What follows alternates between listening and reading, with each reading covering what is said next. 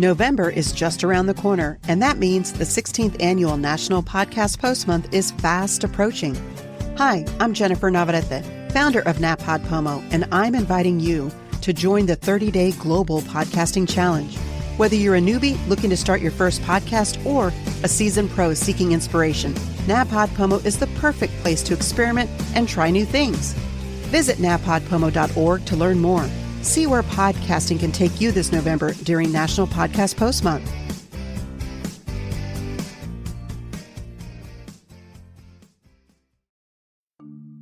This story will take you to another place in time.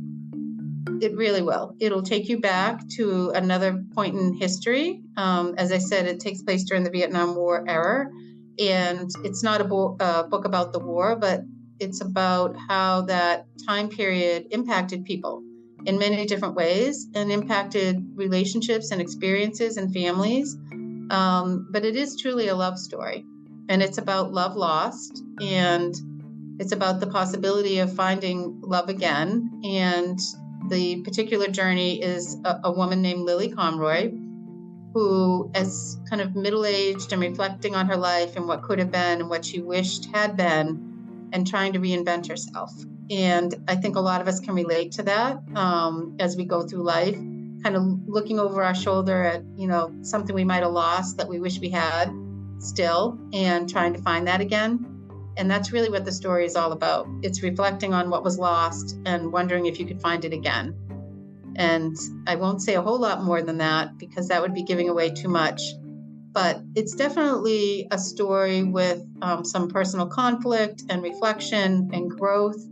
And hopefully people will also enjoy where the story takes place, which is in New England on Cape Cod, in a town close to Cape Cod, I should say, not quite on the Cape. But it's a New England seacoast town. It's summertime. There's a lot happening in town. There's a lot of life in town and a lot of relationships and people. And it's a good place to be and to start the journey with Lilly.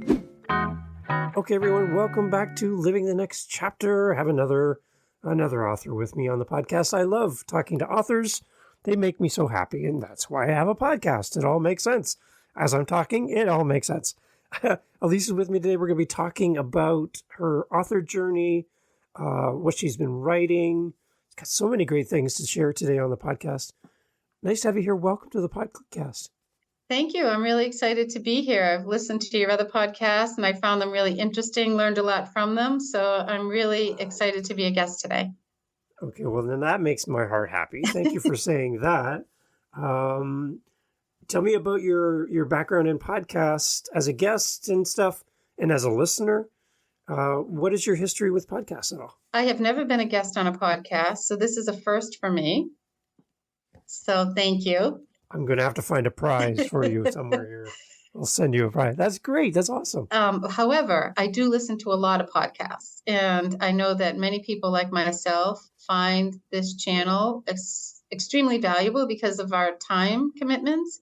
And we don't always have the time to read, even though I'm an author. I do digest a lot of information through podcasts. Nice. What kind of podcasts do you like to listen to? Well, obviously, I listen to your podcast. Okay, well, that's $5 right there. Thank you. But when I'm on the train, because I travel a lot for work, I'll actually download some of my favorite authors. I'll listen to books on tape, audio books. I also try to look at documentaries, biographies, kind of an eclectic mix, if you will, of podcasts. But again, mostly on the train when I'm traveling. Good. Okay, so where are you in this big world of ours? So I am based in Boston and in New England, but today I am in New York. So I am in New York City today. Wow, fancy. That's great. I love New York. And we just had September 11th was yesterday. Yes. So the way our hearts and mind is always going towards our great friends in New York. What's so beautiful about New York today? What's it like? Well, it still feels like summer in New York today. I saw a lot of people walking along the High Line, which is really beautiful. I don't know if you've ever done that before, Dave, but I would suggest it. So it's a walking tour and takes you past what used to be the meat packing plants, which are now apartments and offices and really vibrant spaces for people to come together. but it definitely still feels like summer. It's warm here in New York. So fall has not arrived on the scene yet. Okay. Well, we both love fall, so we're looking forward to that. Talk a little bit about your author journey. I'd love to find out what it was like pre-authorship and now on the author journey. How did this all start for you? Sure. So I am a first-time author. My book was just published in July. It's a romance novel for those of you that love romance novels. And I know a lot of your listeners obviously do. But I'll tell you a little bit about my journey. And it's a journey that I'm still on, and it's getting, I would say, more interesting as I go. But I've always been an avid reader, and I find at the end of the day, even now, but when my kids were young, I really needed time to kind of decompress and kind of forget about the work world, forget about all the things on my to-do list. Once the kids were in bed and I'd kind of finished up my day, I always enjoy spending at least an hour or two sitting quietly with a book and just going to another place, another time, another life. And I tend to gravitate toward romance novels. But during COVID, I was reading more and more books because we all were obviously on lockdown, and I was getting a little bit tired of streaming all of my favorite Netflix series. And I started to read even more and realized as I was reading some of these novels, you know what? I'm a writer professionally for work. I'm a business writer, a communications professional. I love to write. I wonder if I could write one of these stories, and I think maybe I could. And so it was really a personal challenge just to say, you know what, I've read enough of these books over the last 20 years. Why don't I try to write one? And I was inspired by stories that I had heard, throughout my life from family and friends, different experiences that people had. The story takes place during the Vietnam era. I have family members that served in Vietnam. I had read a lot of stories about Vietnam. So it's a historical romance, if you will, but I don't want to overplay that piece of it. But really, it was just looking back at experiences and stories that I had heard and just sitting down and starting to write and to see if I could actually do this. And so I did. Okay. So I am not an author with an author podcast, which seems odd to me. But anyways, I have not written a romance novel. Where, for those listening that want to write a romance novel, where do you even start? I have no idea. Tell me. That's such a great question. And it was actually my question too, because to your point, I'd read a lot of books. I hadn't actually written a book. So I started to do a little bit of research because I had this story in my head of what I wanted to tell.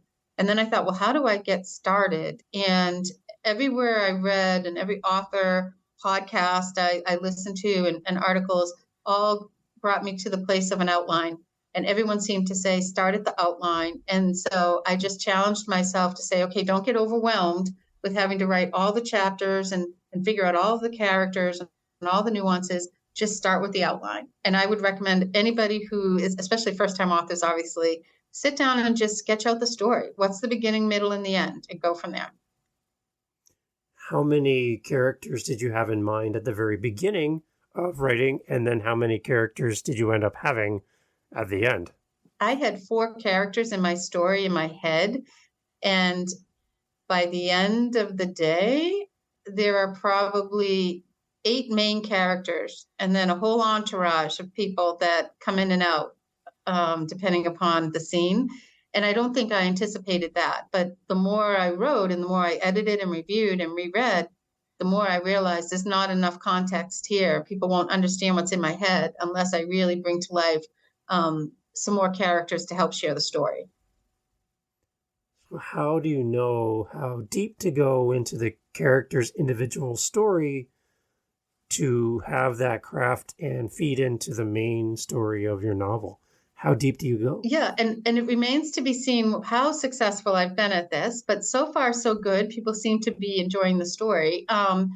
And I'm getting positive reviews. So I feel like, okay, already people at least have given me some positive affirmation. But I did enjoy writing it regardless. So to me, it was a personal journey more than anything else. I would say go with your gut. So for me, as someone who reads a lot of romance novels, I was reading my own story at night to the point where I had to say to myself, put it down. You need to go to bed. You need to get some sleep. And as I read through it, I realized myself, no, people aren't going to understand why the main character feels this way. I need to explain the history here, and I need to go back in time. So then I would spend a chapter back in time and bring it to life and bring it forward. So I think you just trust your gut as a reader, let alone as a writer. Just read it yourself and ask yourself, do I understand the context here? Is there enough here, or do I need to add more? And challenge yourself to think about somebody who isn't as close to the story, obviously, as you are. So as an avid reader of romance novels, did you see similarities from author to author that you purposely said, I don't want to follow the same path as these other authors, I want to go somewhere different? Did you experience that? So when I think about some of my favorite authors, some of the books are long and they take a while to get through, and there's nothing wrong with that. I enjoy reading those books. But I think I was, as a new author, knew that I didn't have maybe the complexity in this story that other stories might have had. This was a pretty kind of simple romance, if you will. So I felt like my story would be more like a Nicholas Sparks or James Waller, if your listeners are familiar with those two authors, who very popular and very moving and inspiring stories, but they're pretty short reads. And I knew that's probably what mine was going to be as well. When I come to the microphone and do a podcast, I'm thinking of my listener and trying to create a show for them. And thank you for listening, by the way. When you, as an author, do you approach writing your novel through the lens of your reader, or are you writing it through your personal lens, or maybe a combination of both? I think it has some to insight be. on that. Thank you. I think it's such a good question. It has to be both. Okay. So I wanted to read the chapter, chapter by chapter, and feel like I wanted to turn the page. So I myself wanted at the end of the chapter to get to the next place. And so that was me as a writer. But as a reader, I wanted to know that the reader would be engaged enough after the first chapter to keep on turning. So what I did, and again, I'm a new author, we'll see how successful I was at this, but every last page of the chapter had to leave you wondering about something. And that was my intent. And the name of my show is Living the Next Chapter, so that all kind of makes sense. I like that. Any surprises from your perspective writing the book where you didn't, maybe the story took you somewhere different than you thought you were going, and you kind of felt more like a passenger than the driver at all? Yeah, so I had one ending in mind, and when I wrote the book and finished it, I reread that ending, and it left me feeling sad. And that wasn't my intent. I didn't want to feel sad at the end, so I rewrote the ending. And I won't tell you what it was or where it lands. You'll have to get it to find out. But I rewrote it. I just didn't feel good about it. Because I would think being close to the end as an author, you're like, just let this book be done. I want to move on. I guess I've been doing this for so long. I can't imagine saying, I'm going to scrap this piece and start over and do this again. That's got to be a tough decision. It was. And you know what I think happens? It takes a life of its own. So, and this was a new journey for me as well. So over the course of COVID, which was over the course of 2 years, start to finish, with a lot of rewrites, a lot of editing, a lot of proofing, a lot of reflecting, I got to the point where I had to put the pen down. Because every night I would say, oh, well, I could add this to the character story, or maybe I didn't describe that enough. And I got to the point where I really just had to say, no, it's done. And I knew when it was done. I knew when I rewrote that ending and I reread it, I was done. What is different about you now that you're a published author? I am just really amazed at, I'll tell you, the most surprising and most meaningful, or one of the most meaningful things about writing this book that was surprising to me, and I don't know why, was the support of family and friends. This has been such a journey of people coming together in ways I never anticipated. So I'll give you an example. I would suggest any new author, and I think this is well known for those of you that have written many books, to have an online launch party and really go to your family and friends first and let them know that you've written this book, you're promoting this book, you hope they will order this book, that they'll review this book, that they enjoy this book, but start with your family and friends, because that's where you really start to get the buzz and get some traction. So I remember driving down to Cape Cod to my family's beach house saying, okay, the book is up there on Amazon, on Barnes and Noble. Now I got to launch this thing. And I just said, I'm having an online launch party. And I went to Facebook and I said, to all of you that love romance novels, this is what I've done. I hope you will take a look at it, enjoy reading it, appreciate your support. It's just been a personal journey for me, a passion project. And I was overwhelmed with the messages, the emails, the texting. I had people from every part of my life order this book. And I was overwhelmed by the kindness, by the support. And to this day, I'm just so touched by it all. And if no one else reads this book or orders this book, this has been a wonderful journey for me. And it's been successful in so many ways that I couldn't have even imagined. So I'll give you an example. I had grammar school friends that I haven't seen in, I won't tell you how many years, but more than 20, text me and tell me they ordered the book. I had people from high school text me and say, I can't wait to get your book. People from college, people, work colleagues, neighbors, friends, parents of my kids, the mailman, old boyfriends. It was just, Wow. It was just like, wow, I can't believe how supportive you all are being. And it was truly just kindness to help me get this book going. And I'll never forget this. It's just been an incredible experience for me. Now, that can be a great source of motivation for someone listening who hasn't started writing. If you were listening to this podcast on the train into work before you were an author, what would you have wanted to hear? What would have helped you early days writing your book? To take it one step at a time. So I kept starting and stopping this book, and because I got overwhelmed. So I thought, oh, I've got this story in my head. I can do this. And then it was, I don't know. How am I going to describe these characters and get people interested in this story? And just because I like this idea. And then I wouldn't write for 5 days or a week or 2 weeks. And then it was, no, I think I can do this.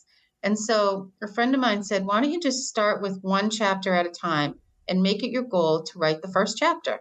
So I said, okay, if I do nothing else, I'm going to write one chapter of a book. And I sat down and over the course of a week or two, wrote the first chapter. And then I said, okay, I like this chapter. I'm going to see if I can write the second chapter. And I literally took it one chapter at a time. And before I knew it, I was well into the ending of the story. And it was time to go back and review all these chapters. So I would say take it one step at a time. Don't get overwhelmed by the idea of writing and publishing a book. Just start writing a chapter. Take it from there. Amazing. Now, we've talked so far a lot to the authors that are listening, which is amazing. We have readers who are also here. They're looking for their next great romance novel, and this is it. I would love for you to talk to the readers now about what they're going to find, a little bit more about the characters in the book, and kind of a little bit more about the story to bring in our readers now, so they'll come and support you and buy the book as well. I'd love for you to talk to them. So tell them more about the book. Thank you. So for all you fellow readers out there who love romance, I would say that this story will take you to another place in time. It really will. It'll take you back to another point in history. As I said, it takes place during the Vietnam War era. And it's not a book about the war, but it's about how that time period impacted people in many different ways and impacted relationships and experiences and families. But it is truly a love story. And it's about love lost. And it's about the possibility of finding love again. And the particular journey is a woman named Lilly Conroy, who is kind of middle-aged and reflecting on her life and what could have been and what she wished had been, and trying to reinvent herself. And I think a lot of us can relate to that as we go through life, kind of looking over our shoulder at, something we might have lost that we wish we had still, and trying to find that again. And that's really what the story is all about. It's reflecting on what was lost and wondering if you could find it again. And I won't say a whole lot more than that because that would be giving away too much. But it's definitely a story with some personal conflict and reflection and growth. And hopefully people will also enjoy where the story takes place, which is in New England on Cape Cod, in a town close to Cape Cod, I should say, not quite on the Cape, but it's a New England seacoast town. It's summertime. There's a lot happening in town. There's a lot of life in town and a lot of relationships and people. And it's a good place to be and to start the journey with Lilly. So, that's a great that's a great hook to get people in right there. I love this. How excited were you the moment the book arrived on your doorstep as a new author? You got your first copy in your hands for the very first time. Can you take us back there and explain what that day was like and what that felt like? I want to inspire authors who are struggling. Maybe they keep starting and stopping, but there's a day when that book's going to arrive on your doorstep. And I want you to share your experience to inspire them to keep writing. What did that feel like? Yeah. And again, for me, it was a personal passion project during COVID. It was just something that I thought, a personal challenge to myself. Hey, maybe I could do this. And when I sent the manuscript out and I was just surprised. I got 2 publishers that say this could have legs, meaning there wasn't a no there. And then I had to go back and reflect and edit and do some more work on it. But I did get some positive feedback. So I would say the day that I knew the book was arriving, because I got the message that Amazon was delivering a package, it was like Christmas for me, because again, even if nobody else read this book, I had put years of my life into this book. In the end, it was almost 4 years, start to finish, with the idea and the concept and writing and then sending it out and, trying to get it published and reviewing it and proofing it and then designing the cover. I felt like it was Christmas, and I had wished for this for so long, and I couldn't wait to actually see it and have it. And when I opened it up, I will say I worked with an incredible creative designer in Australia who helped me design the cover and really bring the story to life. And when I saw that cover, I was like, wow, this really feels the way I thought it should and would and could. And I felt like he captured the spirit of the beach house and the place where this all takes place so beautifully on that cover. And I was just so proud to see it all come to life and to see it in person, I would say, and holding it in my hands, and to realize that this was my book. It was a special day. And, then I had to go from there and promote it. Yeah. Okay. So if all of this wasn't enough for you listening, what I really loved hearing was that you have something that you're doing with the proceeds from the book. A portion of the proceeds, you have something very important to you and who you are as a person and what you value. And I really resonate with what you're passionate about. Can you talk about, there's a portion of the proceeds of this book that's going to something really important. Can we talk about that as well? That'd be really good. Yes, I couldn't wait to get to this part, but I didn't want to do the spoiler alert and jump too far ahead of you. So dun, dun, dun. Thank you for that. So I am very passionate about the environment, and I know that many of your listeners, I'm sure, are, and many of my friends and family members are, especially my daughter, who's a climate activist and environmentalist. And when I was telling her that I was ready to publish the book, I wanted to give a portion of the proceeds back to charity, regardless of how many books I sold, whether it was 25 books or 2,500, it didn't matter. I wanted to do something good with this book beyond just, personally having achieved this goal. And I said, I just don't know what charities I should be thinking about. And she said, Mom, why don't you think about the environment? And this book takes place near the ocean, near the beach, where you love to go. It's your happy place. How do we preserve your happy place? And you should look at those organizations that are doing something good for the environment and trying to protect your happy place, which is the ocean. And I said, oh my God, that's perfect. That's exactly what I should be doing, because that's how this book will make a difference. So I do hope people enjoy reading the story, and I hope it brings them some joy and some reflection and time well spent, those that read it. And again, it's a quick read. But I also want people to know that you're going to do good by buying this book, because every book will help to remove 1 pound of trash from the ocean. And I'm partnering with Clean Hub, which is a certified organization. My daughter actually has co-founded a sustainable clothing company and works with them as well. But they remove plastic from the ocean, and that is so important. I think there's 11 million tons each year of plastic that go into the ocean. And at that rate, we will certainly be killing our oceans and killing our planet, and continuing to do so if we don't start to make a difference here. And so this is my way of making a small difference, but every book sold will remove 1 pound of trash. So I know that we've already gotten close to 500 pounds of trash. So I thank all of you that bought the book.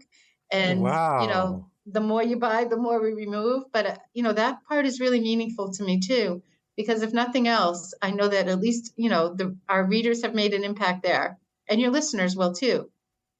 And it's a great organization. It's called Clean Hub, and I encourage people to check it out. Yeah, we'll put links to our website and everything as well. I would love to get to promote your daughter too. Tell us about her business and what she does, and let's include that as well. We want to send people her way. I think that's important. Well, thank you. And again, I think part of the meaningfulness behind writing this book was it became a family affair where my daughter helped me with the website, and both my son and daughter kind of, read the story and helped me thought of ideas in terms of cover design. And they were just great little cheerleaders to me along the way, which also made it a meaningful project. But my daughter is co-founder of a sustainable clothing company called Woven. It's Wolven. They're based in Los Angeles, and all of their clothing is made from recycled water bottles. And she studied environmental studies at University of Vermont. She's been passionate about the environment since she was a kid and had us all recycling when she was, I think, 8 years old.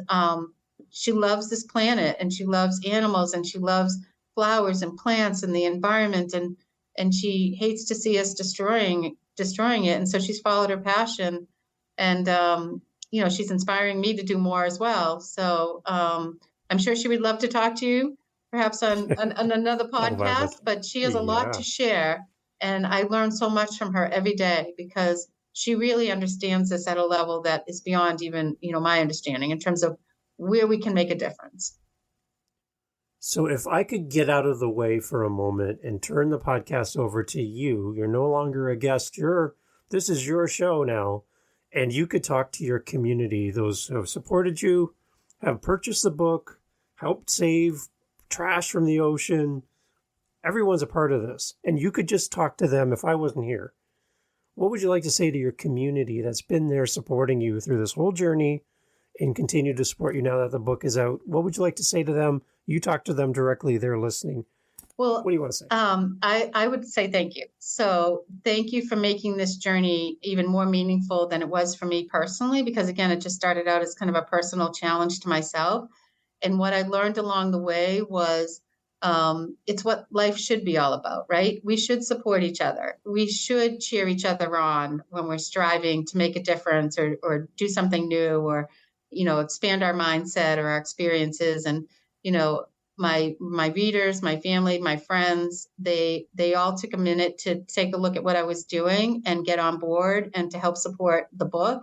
And also, the meaningfulness behind the partnership with Clean Hub and realize, wow, that's even better. Okay, I'm going to buy a book and I'm also going to make a difference here in the environment. If we all had that mindset when it comes to climate change, think about the impact. And that's what I'm taking away from this. So I'm not going to save the world with this book, but I'm making an incremental difference. And as readers of my novel, everybody is making an incremental difference. So think about if every time we undertook something new or did something, we always thought about the environment, which is what we're trying to do here with the book, we would make a huge impact, And so this should be something we think about all the time. Okay, I'm going to do this, or I'm going to buy this, or I'm going to travel here.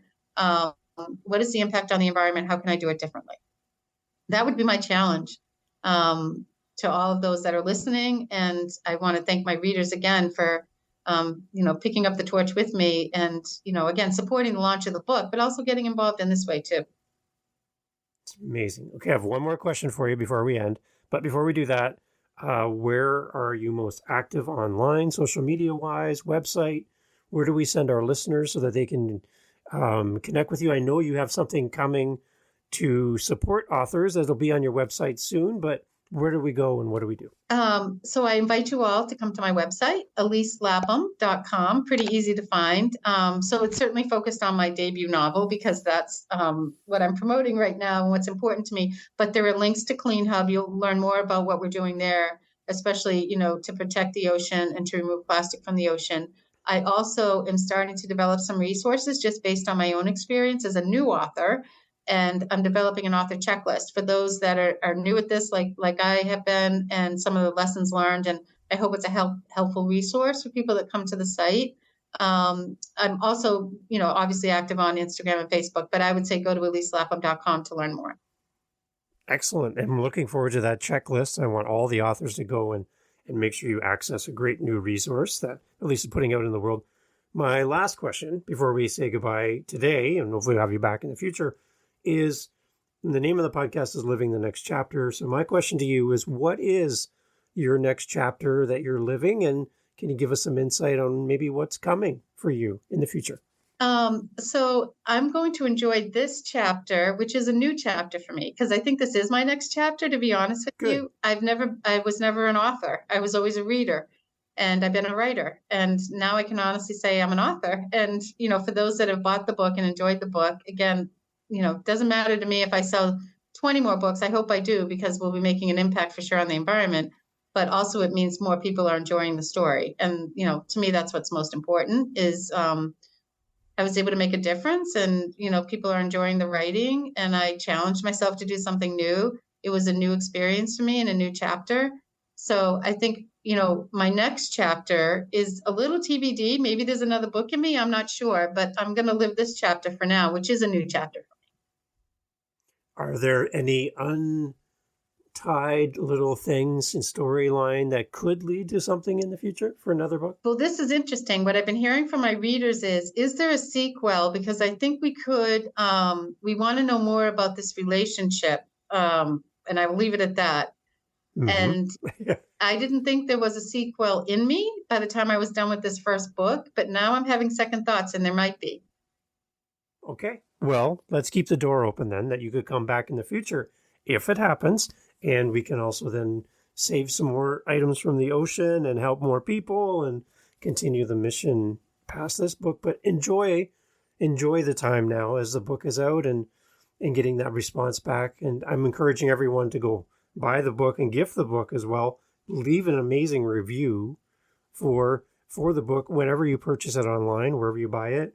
Let everyone else know, because I think that's one thing when we look at buying our next romance novel, the idea that I could help and support the environment as well with my purchase is that one little extra that makes me go, I think I'm going to do this one, because there's an impact that I can make as a consumer that can help others. So super brilliant idea. And I love your commitment with your daughter as well for our environment. That's a great story right there. Well, thank you so much. And I was just so excited when you first reached out, because this is the story you wanted to help tell. And this is one of the most important pieces of my journey, is to talk more about this partnership. So you've given me the opportunity to do that, and I really, really appreciate that. It's amazing. Okay, everyone, go check out all the show notes and make sure you reach out. And again, like I said, leave a great review and let everybody know about the next great romance novel. Holiday season is not too far away, and you might want to give a great gift. Here's a great idea right here. And I would love to support another great author from the podcast. So, Elise, again, thank you so much for being part of the show. Thank you. I appreciate it.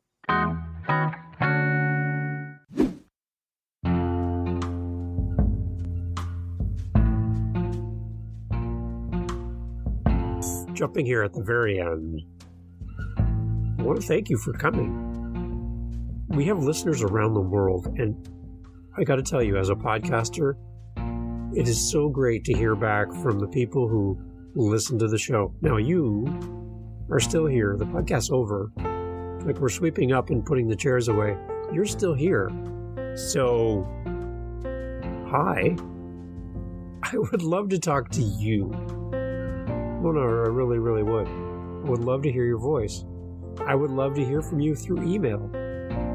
You can do all that at livingthenextchapter.com. I say it fast because I love it. Living the Next Chapter. That's the name of the podcast.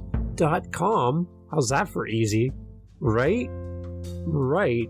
So come on over there and let's have a conversation. You can set up time in my calendar. You can, air quote here, book. Book time in my calendar. Book. Next chapter.